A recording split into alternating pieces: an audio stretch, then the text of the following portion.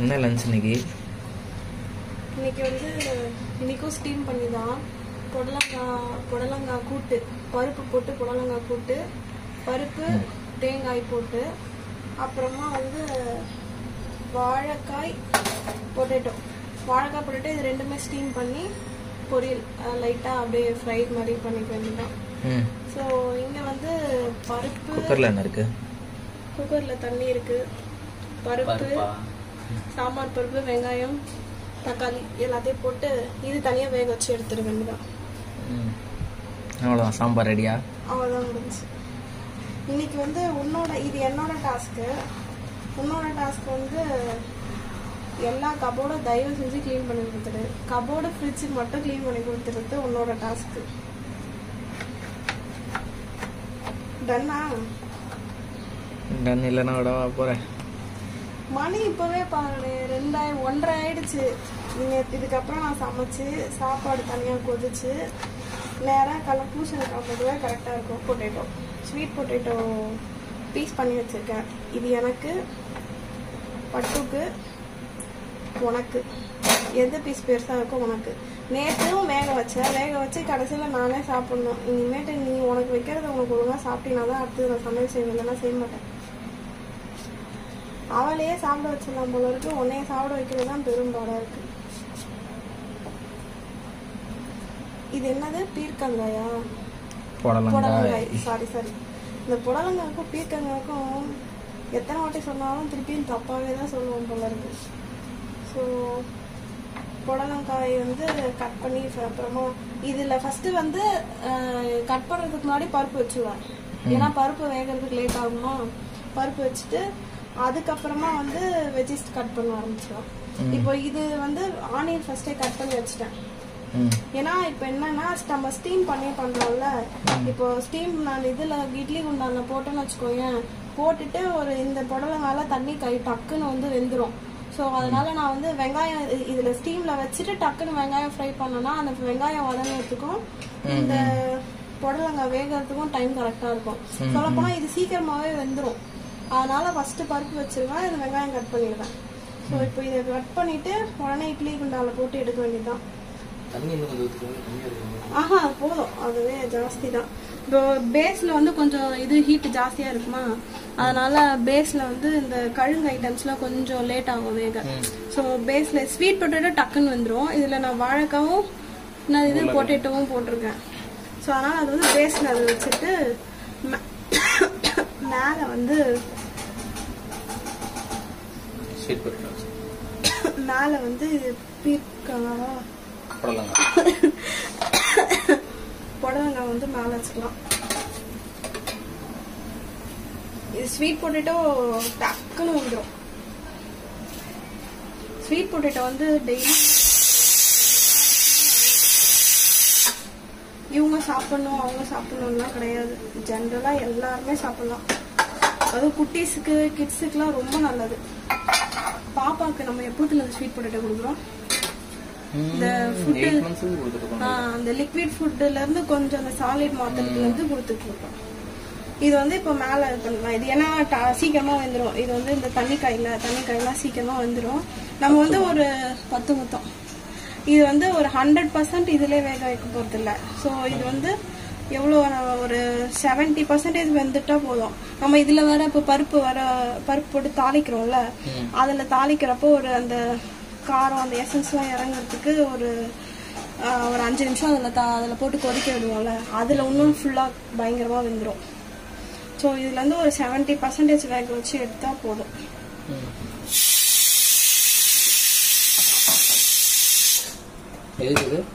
இது வெளியே அந்த ஸ்டீம்லாம் கொஞ்சம் இது ரொம்ப தின்னா இருக்கும், ஃபுல்லாக டக்குன்னு இருக்கா, அதனால ஸ்டீம்லாம் டக்குன்னு வெளியே போயிட்டு அதனால அதுக்காக வச்சுருக்கேன்.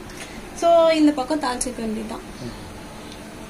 நார்மலா எப்படி சாம்பார் தாளிக்கிறோமோ அந்த மாதிரி ப்ராசஸ்லாம் ஒரே ப்ராசஸ் தான். இந்த செய்யறது, இது பண்றது, தாளிக்கிறதுலாம் என்ன, இந்த காய்கறியை மட்டும் நம்ம வந்து தனியா ஸ்டீம் பண்ணி எடுத்துக்கிறோம், அவ்வளவுதான். ஒரு டிஃபரன்ஸும் கிடையாது.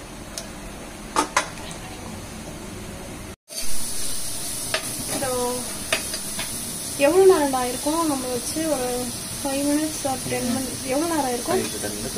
10 minutesலாம் இருக்காது. இப்போ தானே வச்சேன். இது வேறு இது கலர் மாறிடுச்சா? அப்பா ஓரளவுக்கு அப்படியே வெந்த மாதிரி இருக்கா? லைட்டாக குட்டி பார்த்துக்கலாம்.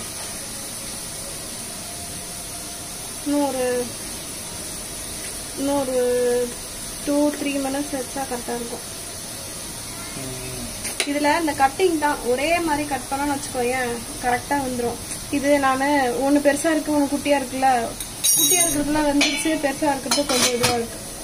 ஸோ அது ஒன்று தான் ஒரு தகவல். இப்போ அது வேகிற டைமில் இந்த சைடு வந்து இது வந்து இந்த பொரியலுக்கு வெங்காயம் தக்காளி வதக்கி வெறும் வெங்காயம் மட்டும் வதக்கி காரத்துக்கு வந்து மிளகாத்தூள் வைக்கிறது தான். மிளகாத்தூள் கொஞ்சம் ஜிஞ்சர் கார்லிக் பேஸ்ட் போட்டுக்கிறது. இது வந்து இந்த சைடு வந்து கூட்டுக்கு பருப்பு ரெடி. ஜிஞ்சர் கார்லிக் வந்து போட்டாச்சு. போட்டுட்டு லைட்டாக டக்குன்னு அடி பிடிச்சிரும். நம்ம ஆயில் நிறைய ஊற்றலான்னு வச்சுக்கோங்க, டக்குன்னு அடி பிடிச்சிரும். அதனால் லைட்டாக அது கொஞ்சம் தண்ணி மட்டும் தெளித்து இது வெந்துட்டு இருக்கு. இப்போ இது ஓரளவுக்கு வெந்துருச்சு, அவ்வளோதான். இப்போ இது என்ன பண்ணுவோம், இதை எடுத்து கூட்டு பொரியல் பண்ணுறதுக்காக வச்சுருக்கோம்ல, அதில் போட்டு தாளிச்சிக்க வேண்டியதான். இது எடுக்கிறப்போ ரொம்ப கேர்ஃபுல்லாக இருக்கணும்டா அப்பா. இந்த மாதிரி ஸ்வீட் பொட்டேட்டோலாம் வந்து சடனாக அப்படியே ஒரு 1 minute வந்துடும். இப்போ ஸ்வீட் பொட்டேட்டோலாம் நல்லா ஃபுல்லாக வந்துருச்சு. இது எடுத்துடலாம் போகிறோம். அந்த பொட்டேட்டோக்காக வச்சிருக்கிறேன், அது ஸ்வீட் பொட்டேட்டோ எடுக்கலாம்.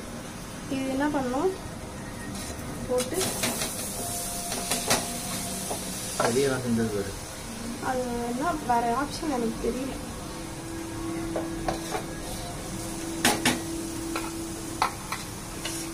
எல்லாம் சூடா இருக்கு, கொதிக்குது.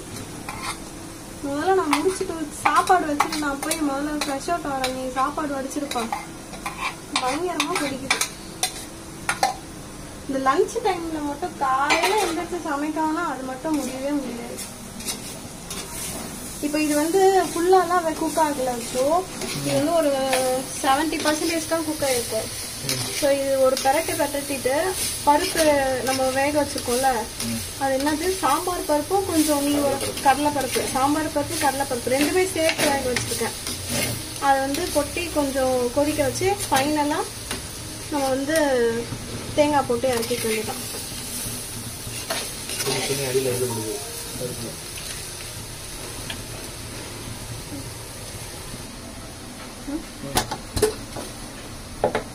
பருப்புலேயே வந்து தக்காளி போட்டேன்.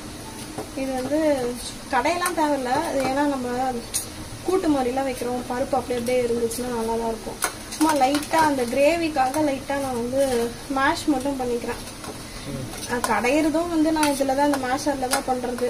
அந்த பருப்பு கடையிறாங்கல்ல, அந்த மத்து இருந்துச்சு, நீ தான் எங்கேயோ தொலைச்சிட்டாக்க.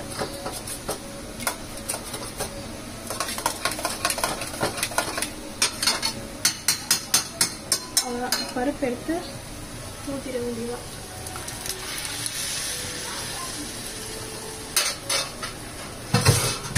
இப்போ இதை ஊற்றிட்டு ஒரு 5 minutes அப்படியே மீடியம் ஃப்ளேமில், சிம்மில் இல்லாமல் மீடியம் ஃப்ளேமில் வச்சுட்டு அது கொதிச்சுட்ருக்கோம். காரத்துக்கு வந்து பச்சை மிளகாய் மட்டும் தான் போடல, வேறு எதுவுமே போடல. காரத்துக்கு வந்து ஒன்லி பச்சை மிளகா, பச்சை மிளகா, இது இந்த காஞ்ச மிளகா, மிளகா தூள் மசாலா ஐட்டம்ஸ் எதுவுமே ஆட் பண்ணல. இந்த காரமே அதுக்கு போதும்.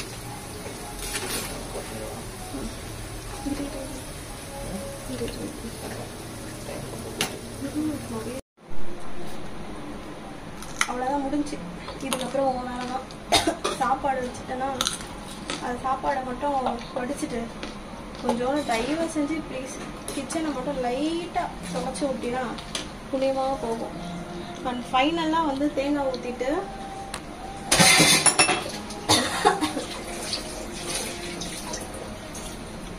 கறிவேப்பிலை கொத்தமல்லி ரெண்டுமே வந்து சேர்த்து போட்டுற வேண்டியதான்.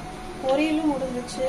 அந்த சைடு வந்து ரைஸ் வந்து வெந்துகிட்டு இருக்கு. தண்ணி கொஞ்சம் ஊற்றலாம். ரைஸ் எதுல ரைஸ் எத்தனை வச்சா?